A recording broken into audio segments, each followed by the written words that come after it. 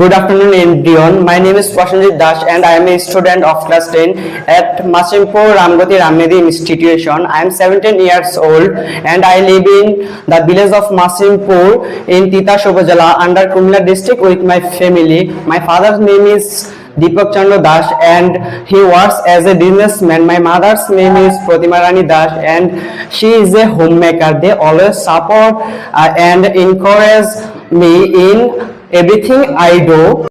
I have a younger brother. My brother name is Niloy. He is a student of class 4. He enjoy playing video game. In my free time, I enjoy drawing, reading, playing, coding, etc. In the future, I would like to become a software engineer. Thank you for giving the opportunity to introduce myself.